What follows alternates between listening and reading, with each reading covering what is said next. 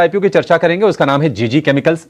Zinc oxide बनाने का काम ये कंपनी करती है और आज से आईपीओ खुल गया है। इशू के जरिए 251 करोड़ रुपए जुटाने की योजना है। इशू की बात करें तो 210 से 221 रुपए का प्राइस बैंड है, 67 शेयरों का लॉट साइज है और उम्मीद करके चल रहे हैं कि 13 तारीख को इसकी लिस्टिंग हो जाएगी और डीमेट में शेयर आ जाएंगे 12 मार्च को। तो कंपनी करती क्या है, फंडामेंटल्स कैसे हैं, कर्ज की स्थिति कैसी है, वैल्यूएशंस कैसे हैं, तमाम मुद्दों पर चर्चा करेंगे। Asha ji, zinc oxide company बनाती है, अगर मैं सही हूं तो क्या इसका इस्तेमाल टायर इंडस्ट्री में होता है? जरा ये कंपनी के बारे में गाइड कीजिए और ये बताइए कि और कौन कौन से मेजर क्लाइंट्स हैं इनके।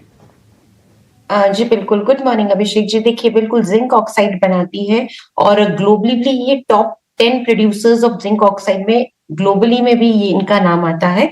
इनका 30% मार्केट शेयर है और जिंक ऑक्साइड जो ये बनाती है कहाँ काम आता है, टायर्स जो है, क्योंकि ये रबर में काम में आता है और रबर भी टायर्स में जो लगते हैं वो वाले, तो वहां से 90% ऑफ द रेवेन्यू तो उधर से आता है। उसके अलावा आपका पेंट इंडस्ट्री है, कॉस्मेटिक्स है, इन सब इंडस्ट्रीज में भी ये जिंक ऑक्साइड किसी ना किसी तरह से काम में आता है और इसी वजह से ये company 80 grades of zinc oxide बनाती है, क्योंकि इतने डाइवर्सिफाइड इंडस्ट्रीज में ये काम में आता है। तो 80 ग्रेड इनके तरह के जिंक ऑक्साइड ये बनाती है। कंपनी की अगर यहाँ पे बात करें तो बिल्कुल जिस तरह से कंपनी का ये जो सेटअप है ये काफी पुराना है और काफी हाई एंट्री बैरियर्स होते हैं इस इंडस्ट्री में, क्योंकि सेटअप को करने में काफी टाइम लगता है। उसके बाद जब आप क्लाइंट्स के पास जाते हैं तो वहां पे भी अप्रूवल्स वगैरह मिलने में भी काफी समय लगता है, स्पेशली अगर मैं टायर इंडस्ट्री की बात करूं तो वो एक बड़ा पॉजिटिव है कंपनी के लिए। और जो ये इशू लेके आ रहे हैं वो कुछ ऑफर फॉर सेल है और कुछ फ्रेश इशू जो प्रोसीड्स है वो इनकी एक सब्सिडियरी है बीजेडी ऑक्साइड करके, वहां पे वो लगाएंगे, उसमें इन्वेस्टमेंट करेंगे और कुछ एक ये लोग लॉन्ग टर्म फंडिंग रिक्वायरमेंट के लिए भी ये आईपीओ प्रोसीड्स को यूज करने वाले हैं। जी, तब तो बढ़िया प्रोस्पेक्ट्स हैं आस्था जी। अगर टायर इंडस्ट्रीज को कैटर कर रही है, कॉस्मेटिक्स को कैटर कर रही है, दोनों ही ग्रोइंग सेगमेंट है। शायद सेरेमिक्स में भी जिंक ऑक्साइड का इस्तेमाल होता है, तो शायद उनको भी ये सर्विस करती होगी। प्रेजेंस कितनी मजबूत है इसकी, अगर हम डोमेस्टिकली बात करें और इंटरनेशनली अगर हम बात करें तो एक्सपोर्ट कितने मौके हैं? देखिए, एक्सपोर्ट की अगर यहाँ पे बात करें तो क्योंकि जो ये बड़ी बड़ी कंपनीज को यहाँ पे इंडिया में सप्लाई करते हैं मेजरली, तो बहुत सारे उनके जो इंडिया के प्लांट हैं जो कि बाहर की कंपनीज हैं उनके भी जो इंडिया के ऑपरेशंस है वहां पे ये इस्तेमाल करते हैं इनके प्रोडक्ट्स को, बेसिकली जिंक ऑक्साइड की अगर मैं यहाँ पे बात करूं। प्रोस्पेक्ट तो काफी अच्छे हैं क्योंकि 30% मार्केट शेयर भी है और ग्लोबली भी top 10 manufacturers of zinc oxide में ये आते हैं, इनका नाम शुमार होता है। लेकिन एक ही चीज है कि देखिए, जिंक की प्राइसेस से डायरेक्टली रिलेटेड है, तो थोड़ा ये कमोडिटी बेस्ड बिजनेस हो गया, क्योंकि अगर जिंक की प्राइसेस में कुछ भी उठापटक होती है तो वो डायरेक्टली इनके फाइनेंशियल्स पे रिफ्लेक्ट होती है। और यही कारण है कि अगर अभी जो इन्होंने लेटेस्ट फाइनेंशियल्स भी पोस्ट किए थे उसमें भी हमने देखा है कि एक टॉप लाइन में डी ग्रोथ आई थी, जिसका कि मुख्य कारण यही था कि जिंक की प्राइसेस में फॉल हुई, तो उससे उनके रेवेन्यू में भी हमने देखा थोड़ा सा उसका असर पड़ता हुआ।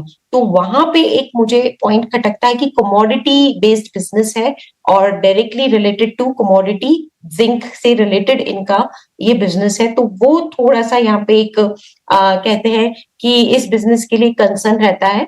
लेकिन बाकी बिजनेस काफी बढ़िया है, फंडामेंटल्स काफी मजबूत है, लेकिन यस, इसे एक कमोडिटी बिजनेस भी कहा जाता है क्योंकि जिंक की प्राइसेस से डायरेक्टली रिलेटेड इनका काम रहता है।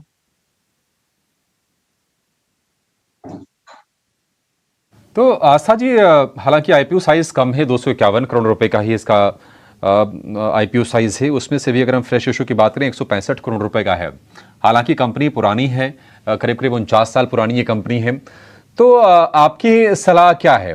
हालांकि बड़ा मुश्किल होता है, आज भी हमने जो स्थिति देखी है एक्जिकॉम, टेली की और बाकी दूसरी और कंपनी जो लिस्ट हुई है, क्या गजब के सब्सक्रिप्शन फिगर इसमें आए हैं। अब किसको मिला होगा भगवान जाने, लेकिन इसमें आपकी राय क्या है? क्या सब्सक्राइब करना है, इसको लेना है इसमें? अभिषेक जी, आपको ध्यान हो जब हम एक्सिकॉम और प्लेटिनम को डिस्कस कर रहे थे तब भी आपने मेरे को पूछा था कि दोनों में से आपको कहाँ पे अच्छा लगता है, तो मैंने एक्सिकॉम को टॉप पे लिया था। और आज भी अगर आप गेन वाइज देखें तो उसके गेन्स काफी मजबूत है, लिस्टिंग दोनों की बेहतरीन हुई है।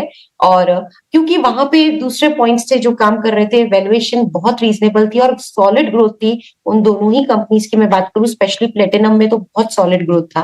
अब यहाँ पे हम बात करें तो यहाँ बिल्कुल आपने सही बोला, थोड़ा सा मुश्किल होता है राय देना, क्योंकि बिजनेस प्रोस्पेक्ट तो सब अच्छे हैं, लेकिन जब एक कमोडिटी बेस्ड बिजनेस मार्केट्स में उतरते हैं आईपीओ के जरिए, तो वहां पे थोड़ा सा मार्केट को एक हेजिटेशन रहता है। तो उसी के चलते मैं यहाँ पे राय तो सब्सक्राइब की दे रही हूँ, लेकिन लॉन्ग टर्म के लिए लगाइए। शॉर्ट टर्म के लिए या लिस्टिंग गेन के लिए यहाँ पे जो राय है वो बहुत ज्यादा कहते हैं कि नहीं है, माइट भी हो सकते और नहीं भी हो सकते, लेकिन लॉन्ग टर्म का पर्सपेक्टिव हो तो लगाने की सलाह है। क्योंकि एक जो कंसर्न मुझे लगा वो कमोडिटी बेस्ड बिजनेस का है, और जहां पे मुझे ऐसा लगता है कि मार्केट्स वैल्यूएशन देने में इतने कंफर्टेबल नहीं होते हैं। ठीक है आस्था जी, कितने लिस्टिंग गेन की उम्मीद करके चलें और सब्सक्रिप्शन मिलने की संभावना कितनी है? जब इतना छोटा आईपीओ हो तो फिर तो मन भी थोड़ा छोटा हो जाता है साइज देख के। क्योंकि मैंने लॉन्ग टर्म के लिए यहाँ पे बात की है, तो लिस्टिंग गेन के बारे में तो मैं कुछ कमेंट कर नहीं पाऊंगी। अगर सब कुछ अच्छा रहा, मार्केट का मूड माहौल अच्छा रहा और बाकी सब चीजें फेवर में वर्क भी करी, तो भी जो मैं लिस्टिंग गेन की उम्मीद कर रही हूँ वो बहुत बड़े के तो नहीं कर रही हूँ मैं। अगर हुए तो इसीलिए मैं यहाँ पे लॉन्ग टर्म के लिए ज्यादा बोल रही हूँ। लिस्टिंग गेन के लिए यहाँ पे उस पर्सपेक्टिव से ना लगाते हुए लॉन्ग टर्म को ध्यान में रख के लगाना हो तो वो एक ज्यादा ऑप्शन रहेगा, क्योंकि लिस्टिंग गेन का थोड़ा सा यहाँ पे मुझे मामला डिपेंडेंट लगता है। तो मैं जो मान के चल रही हूँ, अगर सब कुछ ठीक रहा और अगर हुए भी तो भी 5 से 10% से ज्यादा लिस्टिंग गेन की उम्मीद मुझे नहीं लगती। और इसीलिए मैं फिर से बोल रही हूँ, लिस्टिंग गेन को ध्यान में ना रखिए, लॉन्ग टर्म के पर्सपेक्टिव से लगाना हो तो ही लगाइए। ठीक है, बहुत लिस्टिंग गेन को उम्मीद ना कीजिए, 5 से 10% ये आप समझ लीजिए। लॉन्ग टर्म के लिए बढ़िया है कंपनी, इसमें आप लॉन्ग टर्म के लिए सब्सक्राइब करने की सलाह है, यानी कि आवेदन करने की सलाह है आस्था जी की तरफ से। आस्था